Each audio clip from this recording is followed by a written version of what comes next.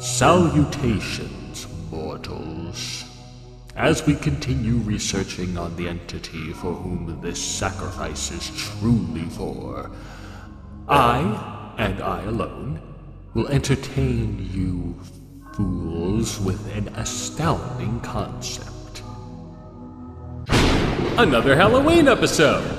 It's been a solid minute since we've had one around here, and last time we did it, it was about a miserable horror game that featured miserably horrific executions enacted upon the player. You know what they say, the fun spooky times of Halloween pair well with unrelenting violence and gore, primarily from horror-centric games.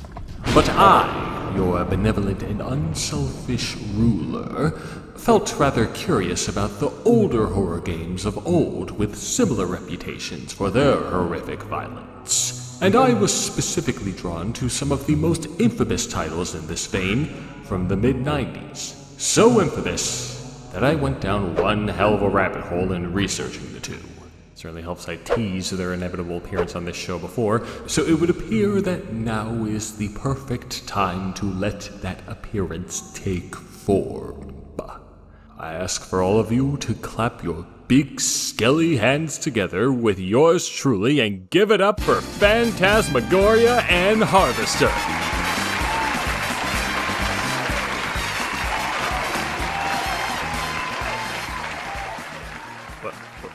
Where are they? Where the fuck are they? Martha, for the 20th time, you did book the games to appear on this show for this episode, right? What do you mean they're on a sabbatical? I'm not running a fucking business here. It's just a fucking stupid YouTube show.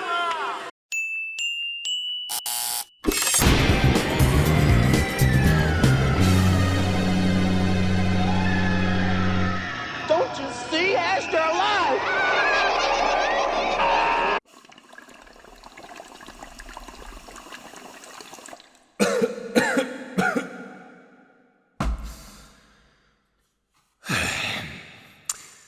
Okay, once more, I'll need to improvise here. Full disclosure, this year's Halloween Hootenanny was supposed to be about these two games, but as I'll explain at a later time, I had a bit of trouble with that. And that's the actual reason why I went down the aforementioned rabbit hole. Now, don't worry. Hopefully, you'll be pleased to know that this trip was a fruitful one as we go through this trilogy of spooky game controversies. Yes, trilogy, because what we'll actually be discussing this month required a bit more historical examination than I expected, but should be just as interesting as Roberta Williams' masterpiece, citation needed, and the other one. Citation needed. We're going to be delving into a number of British horror games from the 1980s, all while glancing at the British computer gaming environment as a whole.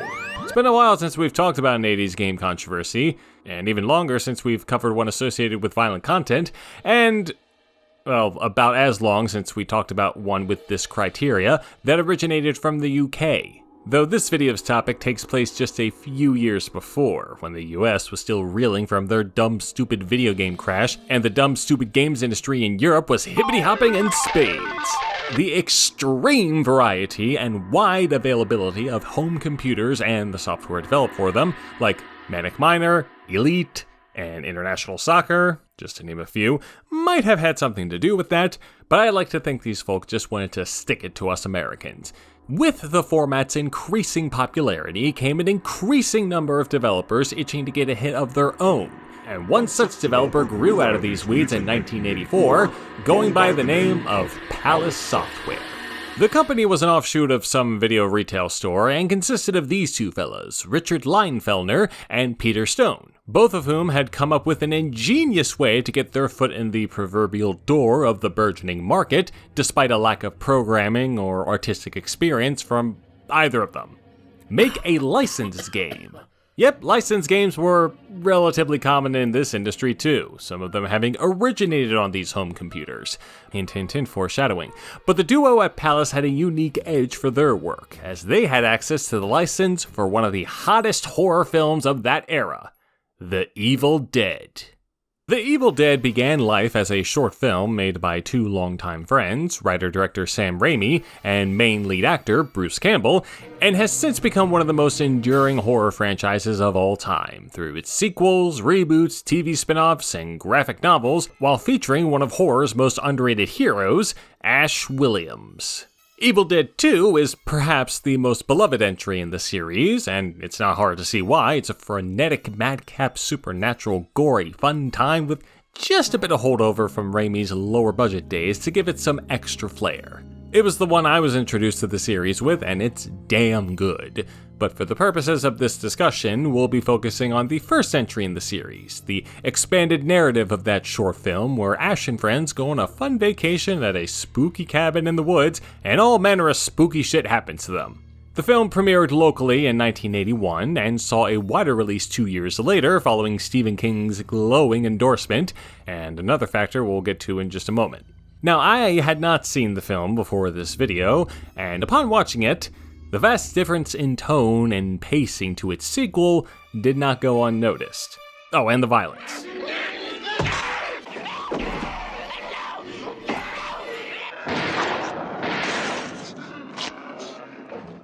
Much difference indeed.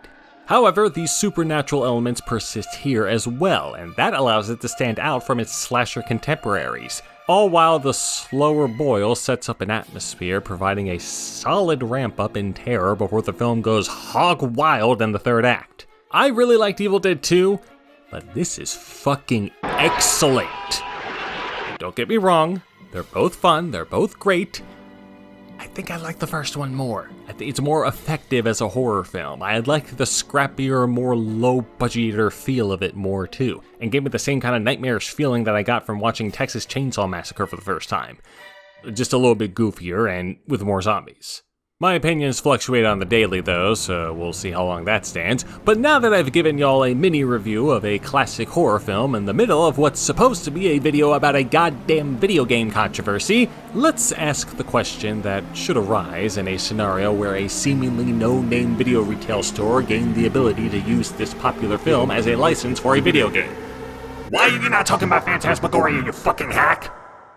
Martha, you have no right to put this in the goddamn script. You're the one who did something from going to Purcell. Well, that video retail store, fittingly named Palace Video, weren't just any old video retail store. It was an upstart formed earlier that decade by film producer Stephen Woolley and big businessman Nick Powell. If that last name sounds vaguely familiar, it's because Nick Powell also co-founded Virgin Records with Richard Branson and other folk in the late 60s. And that would become one of the largest record companies in the world. It's a killer combo, and in addition to video retail and game development, these two were responsible for distributing films to UK theaters through their Palace Pictures imprint, which included The Evil Dead. This might come as a great shock to you, though.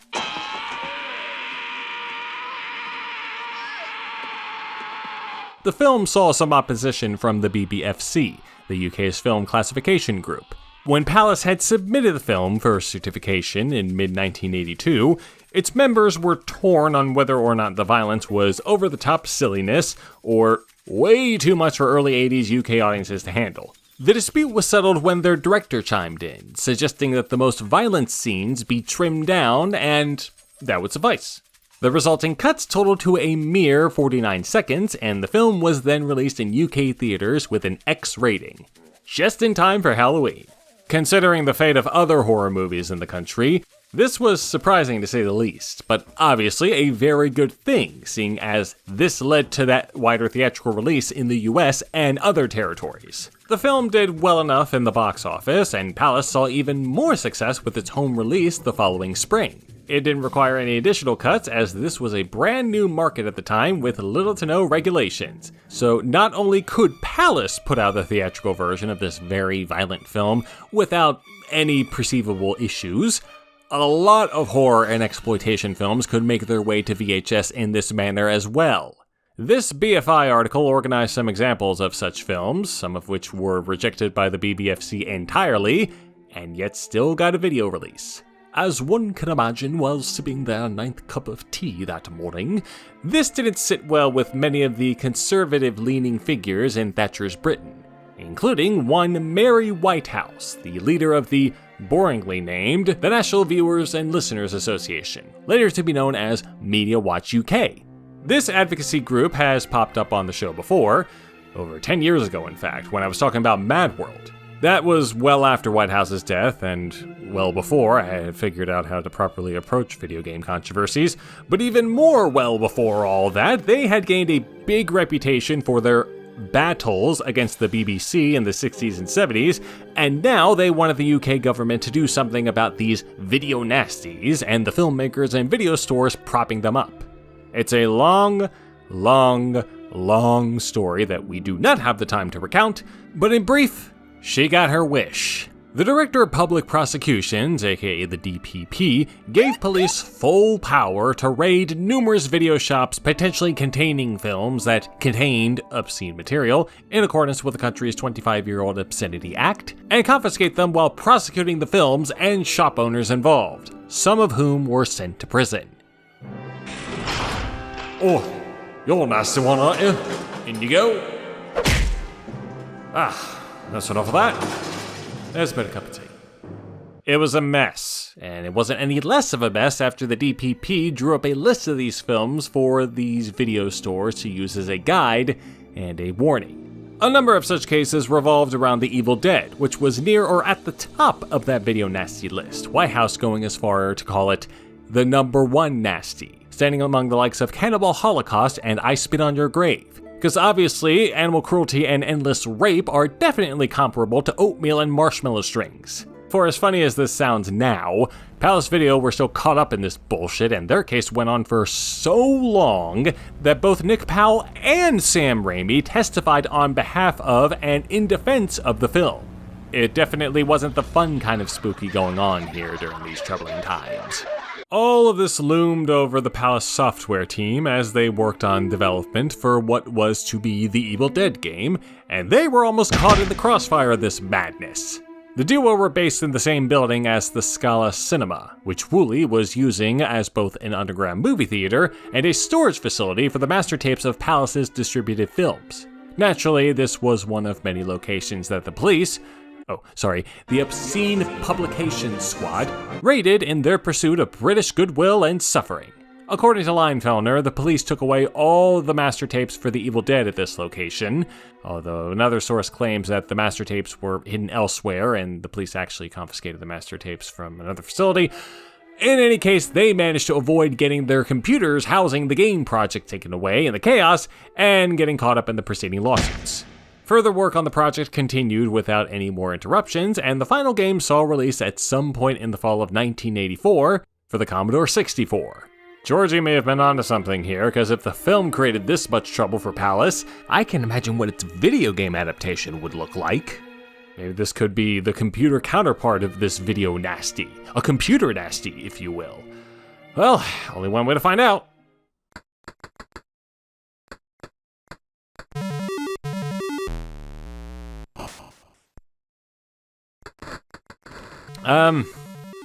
Well, for the first crack at a game, it's, not completely worthless. Yeah, as the computer magazine who posited the computer nasty name I used earlier puts it, the final game did not warrant any of the hysteria its film inspiration had incurred. Playing it now, it's a cute little arcadey type game that centers around that infamous third act, where Ash is getting hounded by all the deadites in the cabin. You have him going around the place, closing doors and windows to keep the monsters from entering, while picking up weapons and using them to destroy the monsters. I'm just gonna let my imagination do the work and assume Ash is beating their skulls in. Ash can't fend these creatures off forever though. This energy meter here will slowly tick down, and once he runs out, he loses a life. Energy is supposed to be restored upon acquiring these weapons, but that didn't happen at any point for me. Nor does it get restored upon killing these monsters either. So if the game expects me, the player, to kill all of these things so that the Book of the Dead makes its appearance and allows me, the player, to chuck it in the fire just like Ash did in the film, well, sorry, with this setup I'm not sure if I'm up to the task. At least I got a higher score than Shelley. Who are they again?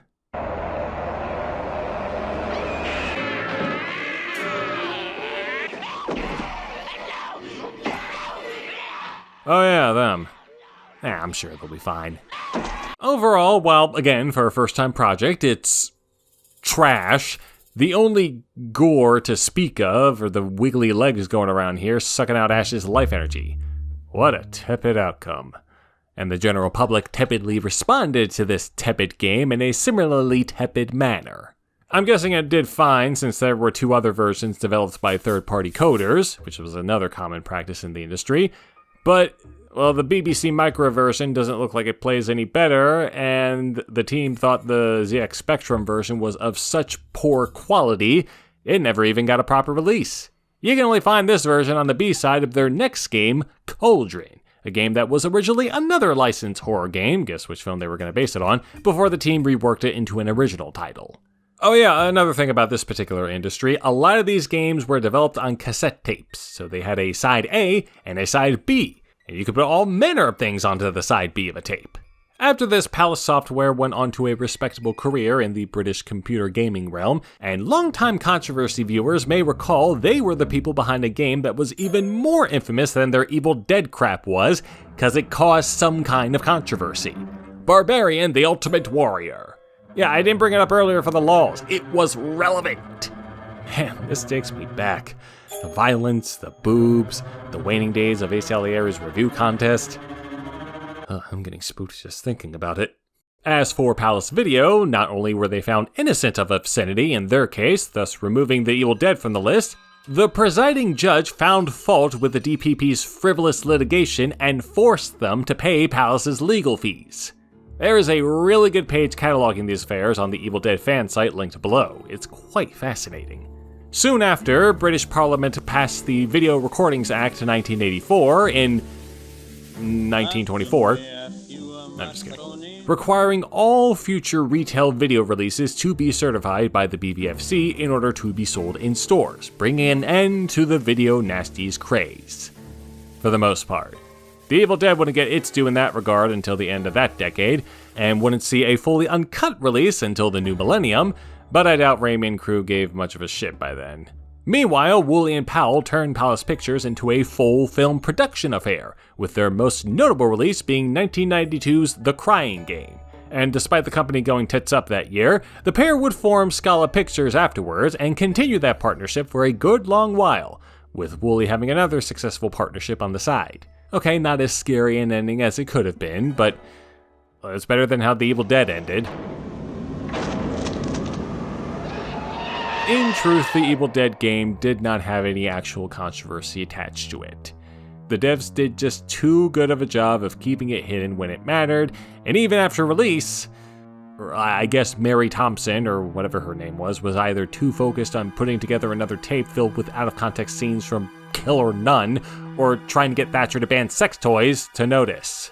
That last one is real for the record, and considering her other battles against other publications like Gay News, I've no qualms in saying I'm glad her ass is dead. Clearly, the surrounding circumstances full of actual controversy were more interesting than the game that was crafted in that environment. So interesting that I consider the idea for a separate video where I take a look at all these video nasties to see how bad they really were, but I think this fella beat me to it, and it sounds like another 2-hour adventure, not including watching all those fucking films.